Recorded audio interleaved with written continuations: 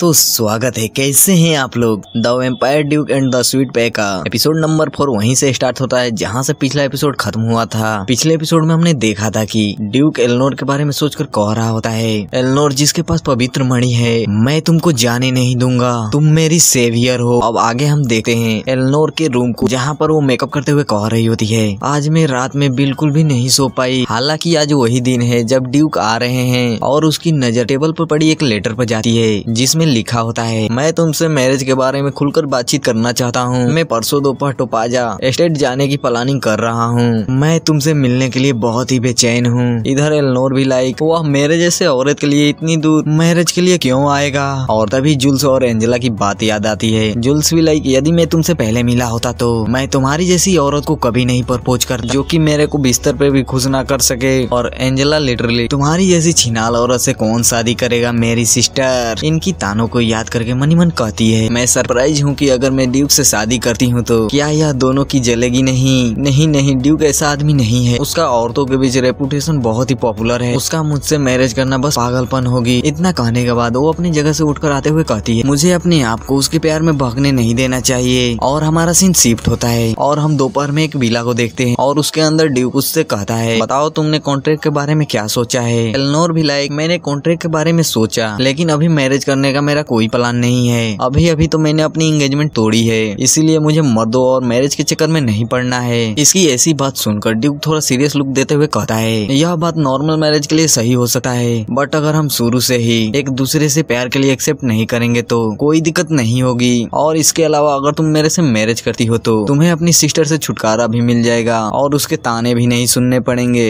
और तुम उस आदमी से बदला भी ले सकती हो जिसे तुमने छोड़ा था। इसकी इतनी लंबी भाषण को सुनकर एल्नोर बहुत ज्यादा पैनिक हो रही होती है।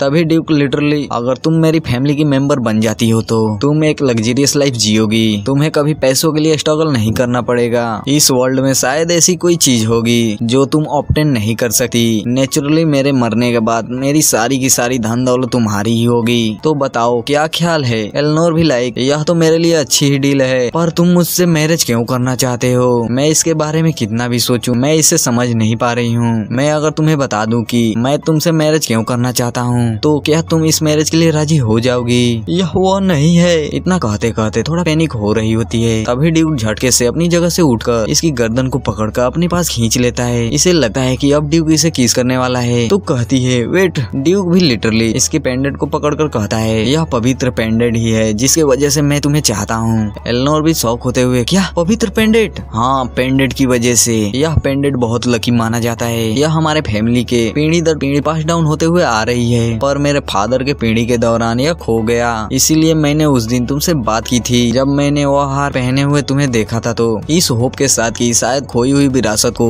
फिर से हम रिकवर कर सकें। इस बात को सुनने के बाद एल्नोर भी लाइक, क्या तुम्हें सचमुच यकीन है यही रत्न पवित्र पेंडेंट ही है। यह वह चीज है जो मैं बचपन से ही मेरे गले में है जब से मैं अनाथालय में छोड़ दी गई थी। मुझे लगता है कि इसका इवांस फैमिली से कोई कनेक्शन है, कोई ना कोई कनेक्शन तो जरूर है। इसकी बात सुनकर चाय पीते हुए कहता है, नहीं नहीं, मुझे पूरा यकीन है कि यह वही पवित्र पेंडेंट है। इसे शायद बेच दिया गया होगा और यह तुम्हारे पास तभी आ गया होगा। मैं इसकी यूनिक ब्रिलियंस को समझने में कोई मिस्टेक नहीं कर सकता। अलावा इसकी यह बात सुनकर वो थोड़ा कंफ्यूज हो गई होती है। तभी ड्यूक लिटरली, तुम पहली औरत हो जिसमें मैं इंटरेस्टेड हूँ। अगर तुम मेरे साथ मैरिज करती हो तो तुम और पेंडेंट भी एक ही साथ मेरे हो जाओगी। क्या? एनीवे, अब तुम समझ गई होगी। अब बस तुमको पेंडेंट के साथ इवांस फैमिली के पास आने की जरूरत है। इसके बारे में तुम क्या सोचती हो? क्या यह अच्छी कॉन्ट्रैक्ट नहीं है? यह मेरे लिए बहुत अच्छा कॉन्ट्रैक्ट है बट तुम बच्चा पैदा करने के बारे में क्या कहना चाहते हो? मैंने तुमको पहले ही बताया है, मुझ में फ्रिजिडिटी है। न केवल मुझे कोई फीलिंग भी महसूस नहीं होती है बल्कि एक साथ सोने पर भी मुझे कोई फीलिंग महसूस नहीं होती है। अगर तुमने बच्चा पैदा करने के लिए फोर्स किया तो मुझे फ्रीडम नहीं मिलेगी। इसके बारे में क्या? तुम इसके बारे में चिंता मत करो। मेरा इरादा तुम्हारे साथ बच्चा पैदा करने का नहीं है। मैं ऑलरेडी अडॉप्ट करने के बारे में प्लान कर रहा हूँ। इस बात को सुनने के बाद मनी मन कहती है, अगर यह मेरे साथ नहीं सोएगा तो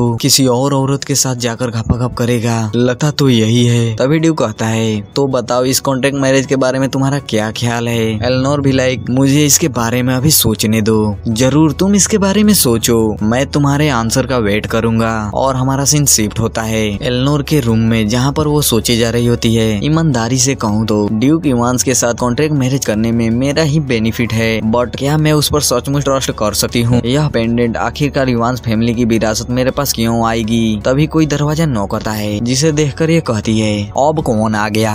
तभी जुल्स दरवाजा ओपन करते हुए कहता है, अरे एलेनोर, क्या तुम्हारे पास कुछ टाइम है? जुल्स, तुम अब मेरे से क्या चाहते हो? जुल्स भी लाइक सोफे पर बैठते हुए बोलता है, यहाँ बहुत ठंडा है, हमने जो कुछ भी पहले किया है उसके बाद भी हम एक ही फैमिली बनने वाले हैं। इसे ताना मारते हुए कहता है। एलेनोर भी लाइक गुस्सा होते हुए मन ही मन कहती है, फैमिली, घंटे की फैमिली, इस कमीने को मन तो कर रहा है यहीं पर जान से मार डालूं। फिर उसके पास जाते हुए कहती, तो तुम एंजेला का रूम को छोड़कर मेरे कमरे में क्या करने आए हो? हाँ, ये सही है, एक्चुअली आज मैं एंजेला से ही मिलने आया था, लेकिन उसने मुझे यह बोलकर लौटा दिया कि वह बिजी है। मैं उसके लिए गुलाब का गुलदस्ता भी लाया जो उसे बहुत ही पसंद है। यह बहुत ही बैड है, यह तीसरी बार है जब उसने मुझे मिलने से इनकार कर दिया। क्या तुम्हें अजीब नहीं लग रहा है? अगर तुम्हें उसके बारे में कुछ पता हो तो बताओ, मुझे कुछ नहीं पता। अरे क्या तुम सचमुच इसी के लिए आए हो? बस इसी के लिए? इससे तुम्हारा क्या मतलब? यह बहुत ही सीरियस मैटर है, मैं तुमसे इसी मैटर के बारे में बात करने के लिए आया हूँ। एक तुम ही यहाँ पर हो जिससे मैं इस मैटर पर बात कर सकता हूँ। इसकी बात सुनकर एलेनोर कहती है, एंजेला द्वारा रिजेक्ट किए जाने पर मेरे रूम में आ गए और इस टाइम मेरे कमरे में रुके हो। जुल्स, हमारे बीच ऐसी कोई स्थिति नहीं है कि हम इस टॉपिक पर बात कर सकें, और एंजेला भी मेरे कमरे में तुम्हारे होने से खुश नहीं होगी। नो वे, कहीं तुम जेलस तो नहीं हो रही हो ना?